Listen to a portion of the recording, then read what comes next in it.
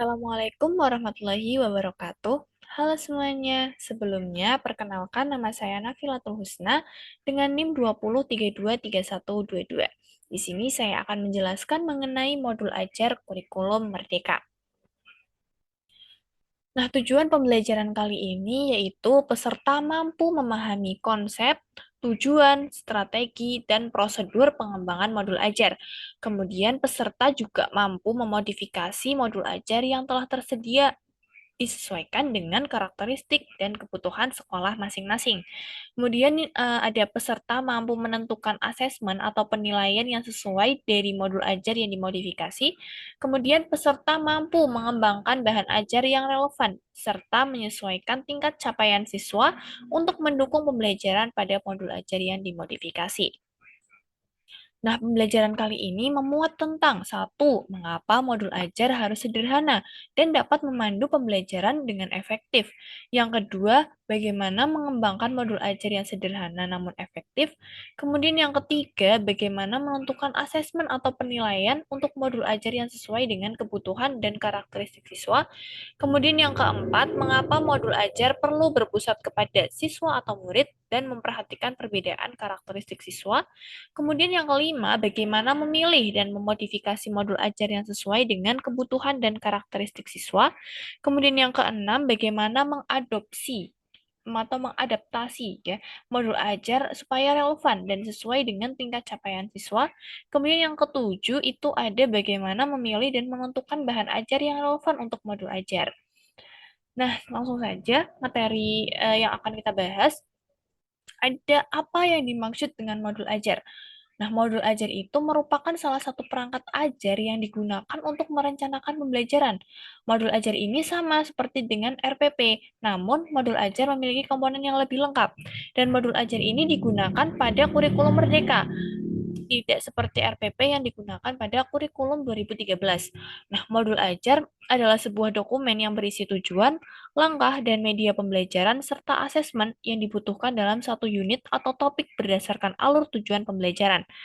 Pendidik memiliki keleluasaan untuk membuat sendiri, memilih, dan memodifikasi modul ajar yang tersedia sesuai dengan konteks, kebutuhan, dan karakteristik dari peserta didiknya. Untuk alur penulisan modul ajar, itu yang paling atas ada kurikulum operasional. Nah, dari kurikulum operasional ini diturunkan menjadi tujuan pembelajaran dan alur tujuan pembelajaran. Untuk tujuan pembelajaran sendiri itu berisi jabaran kompetensi yang dicapai peserta didik dalam satu atau lebih kegiatan pembelajaran. Sedangkan untuk alur tujuan pembelajaran itu rangkaian tujuan pembelajaran yang tersusun secara sistematis dan logis menurut urutan pembelajaran sejak awal hingga akhir suatu fase.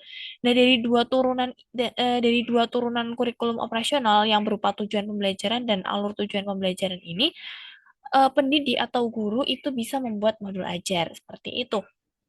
Nah, untuk contohnya, contoh alur penyusunan modul ajar, ini pada mata pelajaran Bahasa Indonesia, itu untuk tujuan akhir, profil pelajar Pancasila, kemudian ada output dari materi sebelumnya, ini berisi ATP, yang isinya itu ada TP, konten inti, pemahaman bermakna, dan produk akhir.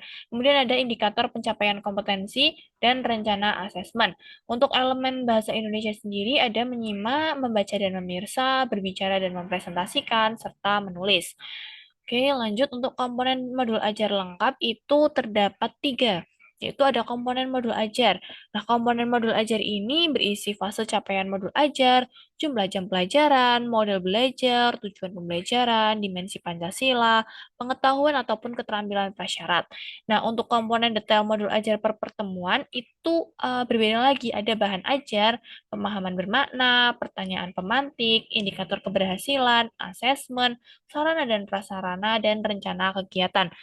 Nah, pada bagian lampiran itu terdapat lembar aktivitas, rubrik penilaian, bahan ajar lain yang relevan. Nah, struktur modul ajar tersebut itu bukan struktur wajib yang semuanya harus dilampirkan dalam modul ajar yang dibuat atau dimodifikasi.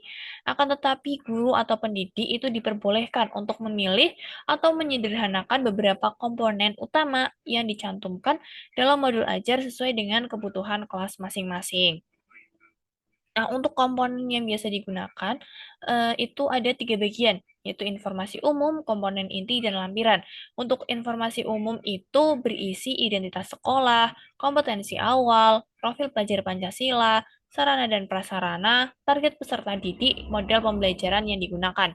Nah, untuk bagian komponen inti itu ada tujuan pembelajaran, pemahaman bermakna, pertanyaan pemantik, persiapan pembelajaran, kegiatan pembelajaran, asesmen, pengayaan dan remedial, dan ada refleksi peserta didik dan guru. Kemudian pada bagian lampiran itu terdapat lembar kerja peserta didik, bahan bacaan guru dan peserta didik, glosarium, dan daftar pustaka. Nah, untuk catatan, selain komponen inti, guru atau pendidik itu dapat menentukan komponen lain yang relevan dengan materi ataupun kelasnya masing-masing, seperti itu.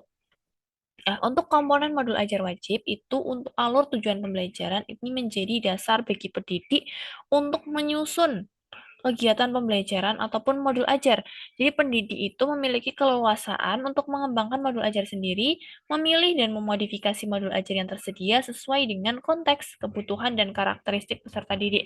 Namun secara umum, modul ajar ini memiliki 3 komponen utama yang harus ada pada modul ajar. Yang pertama ada tujuan pembelajaran, yang kedua ada langkah-langkah pembelajaran atau kegiatan pembelajaran, dan yang ketiga ada asesmen pembelajaran. Nah, pendidik itu diperbolehkan apabila ingin mengembangkan modul ajar dengan menambahkan komponen-komponen tambahan di luar komponen wajib. Seperti itu. Nah, untuk acuan teknik modifikasi modul ajar, ini yang pertama menetapkan tujuan belajar berdasarkan CP atau capaian pembelajaran dan ATP atau alur tujuan pembelajaran sesuai karakteristik murid atau siswa, kurikulum, dan profil pelajar Pancasila. Kemudian yang kedua, menyusun desain pembelajaran, melaksanakan dan merefleksikan kegiatan pembelajaran yang efektif. Kemudian yang ketiga, ada proses pembelajaran mendukung perkembangan kompetensi dan karakter dari peserta didik secara holistik. Kemudian yang keempat, pembelajaran yang dirancang sesuai konteks, lingkungan, dan budaya peserta didik, serta melibatkan orang tua dan masyarakat sebagai mitra. Kemudian yang kelima, pembelajaran berorientasi pada masa depan yang berkelanjutan. Nah, ada beberapa hal yang perlu diperhatikan saat memilih modul ajar untuk dimodifikasi. Nah, yang pertama, apakah modul ajar ini itu selaras dengan rencana yang sudah dibuat saat penyusunan alur tujuan pembelajaran atau ATP?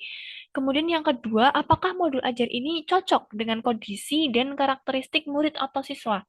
Kemudian yang ketiga, apakah modul ajar ini sarana dan prasarananya itu sudah tersedia di sekolah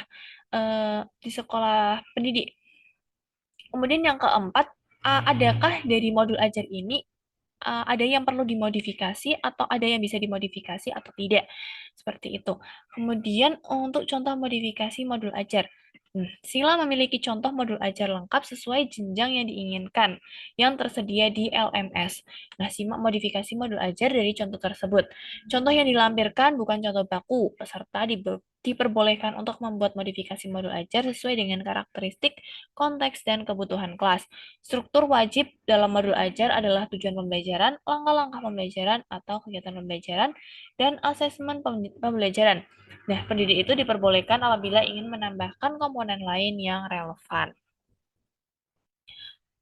Kemudian ada paradigma assessment.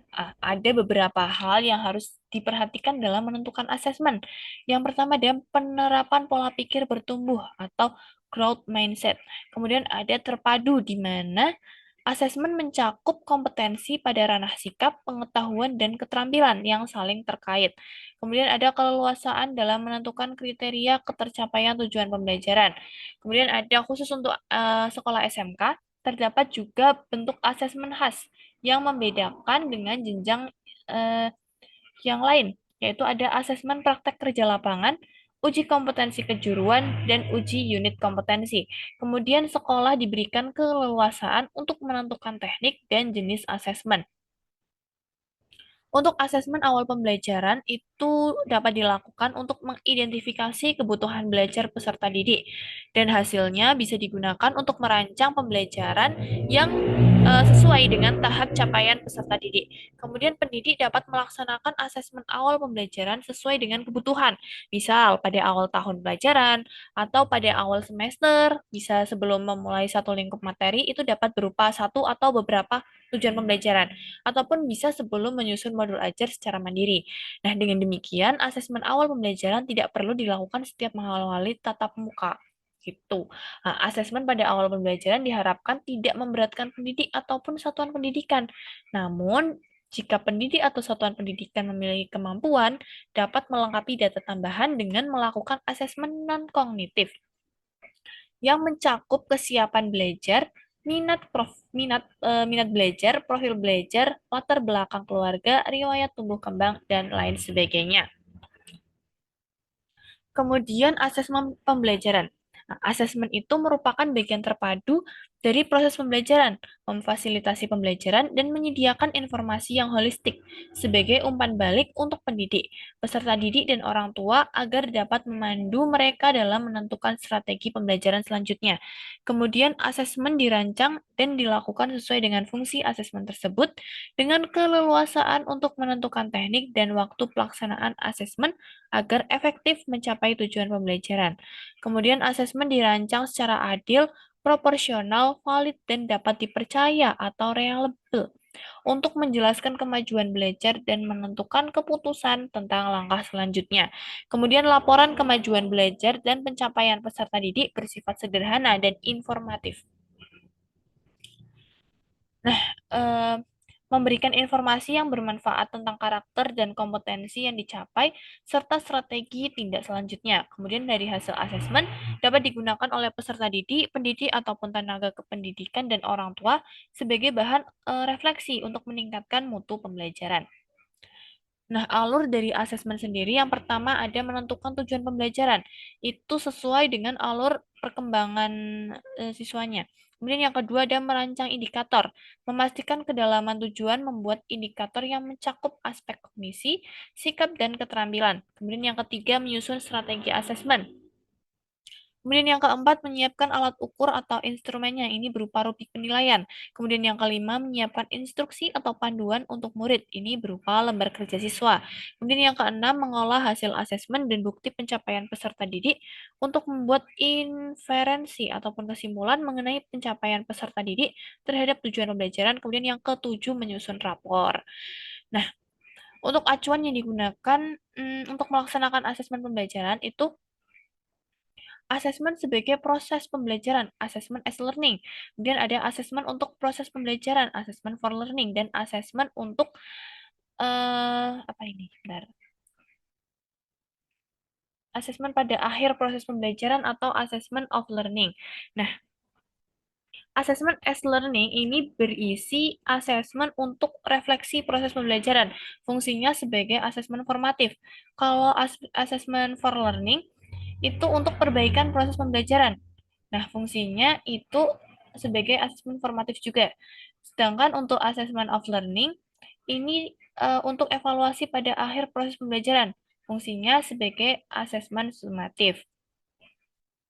Perbedaan asesmen as and for learning adalah asesmen as learning ini lebih melibatkan peserta didik secara aktif dalam kegiatan asesmen tersebut.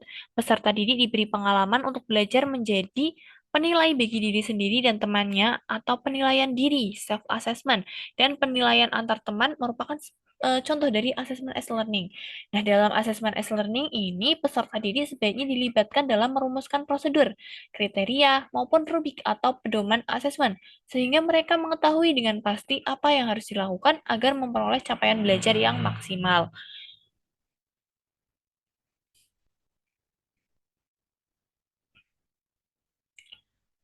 Oke,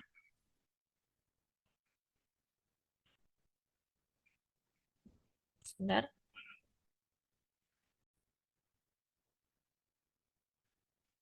Oke, sebentar.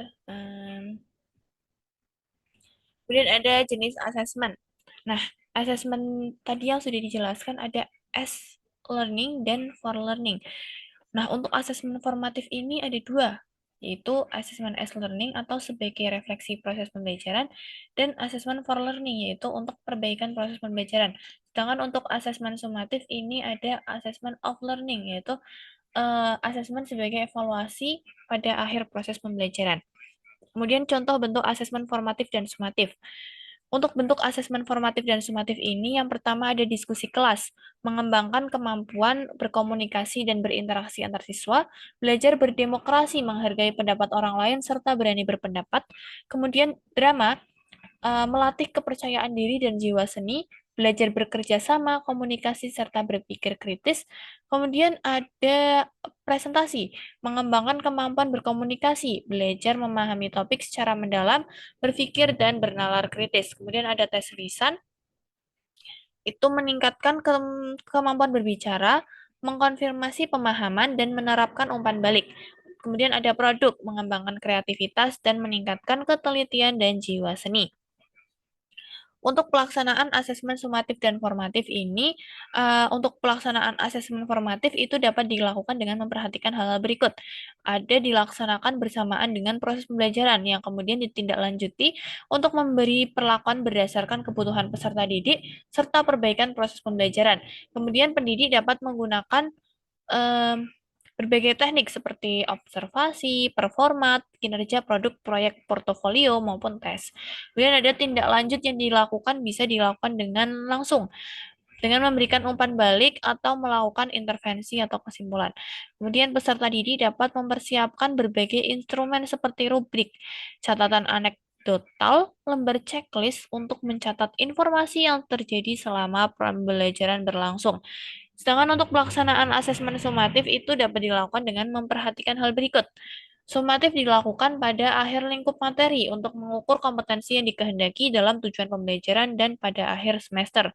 Kemudian pendidik dapat menggunakan berbagai teknik seperti portofolio, kemudian performa, kinerja produk proyek portofolio, maupun tes. Kemudian untuk hasil sumatif dapat ditindaklanjuti dengan memberikan umpan balik atau melakukan intervensi kepada peserta didik maupun pada proses pembelajaran yang telah dilakukan. Nah, penting bagi guru atau pendidik untuk memegang rubrik penilaian sebagai dasar penilaian pada siswa atau peserta didik. Kemudian pengembangan bahan ajar. Nah, ada beberapa hal yang harus diperhatikan dalam memilih bahan ajar. Yang pertama, bahan ajar itu harus bersifat variatif, bisa berupa bahan ajar cetak maupun bahan ajar non-cetak. Kemudian sesuaikan dengan buku yang disediakan tersebut dengan ATP, kebutuhan dan karakteristik sekolah masing-masing. Kemudian buku yang disediakan oleh pemerintah itu hanya sebagai salah satu alternatif bahan ajar. Guru itu juga diperbolehkan untuk mengembangkan dan menambahkan bahan ajar lain yang relevan dengan materi. Kemudian kembangkan bahan ajar untuk membuat kegiatan pembelajaran semakin bermakna dan variatif. Nah, ada hal penting yang harus diperhatikan saat akan membuat modul ajar, yaitu menyesuaikan lingkup kesiapan belajar, minat dan tingkat penguasaan kompetensi peserta didik. Nah, contoh penyesuaian ruang lingkup pembelajaran itu peserta didik yang belum menguasai kompetensi prasyarat atau belum siap untuk belajar di suatu lingkup materi itu bisa diberikan kesempatan untuk mempelajari kompetensi pada tingkat yang lebih rendah atau dengan cakupan lingkup materi yang lebih sederhana. Kemudian untuk peserta didik yang sudah siap belajar diberikan kesempatan untuk mempelajari seluruh lingkup materi dengan penugasan yang sesuai. Kemudian untuk peserta didik yang memiliki tingkat penugasan yang tingkat penguasaan yang tinggi itu dapat diminta untuk menyelesaikan tugas dengan tingkat kesulitan yang lebih tinggi atau menantang. Gitu. Oke, berdasarkan yang sudah saya jelaskan tadi, itu dapat disimpulkan bahwa seorang pendidik atau guru itu harus memiliki kemampuan untuk membuat ataupun memodifikasi modul ajar. Tak hanya itu, dalam pembuatan modul ajar juga harus diperhatikan komponen-komponennya. Nah, terdapat komponen yang wajib ada yaitu tujuan pembelajaran, kemudian ada kegiatan pembelajaran atau langkah pembelajaran, kemudian yang terakhir ada asesmen. Nah, dalam asesmen ini terdapat dua asesmen, yaitu asesmen formatif dan sumatif. Untuk asesmen formatif ini ada dua jenis, yaitu as learning dan for learning. Itu. Kemudian untuk asesmen sumatif itu ada asesmen for learning. Untuk asesmen formatif ini diberikan pada saat proses pembelajaran, sedangkan asesmen sumatif itu diberikan pada akhir suatu pembelajaran. Kemudian untuk buku ajar itu tidak hanya menggunakan buku ajar dari pemerintah, akan tetapi pendidik juga bisa menggunakan alternatif lain dengan mencari bahan ajar ataupun buku ajar yang relevan dengan yang akan diajarkan. Sekian yang dapat saya sampaikan, kurang lebihnya saya mohon maaf, dan saya juga mohon maaf apabila terdapat banyak kekurangan ataupun kata-kata yang saya salah. Sekian dari saya. Wassalamualaikum warahmatullahi wabarakatuh.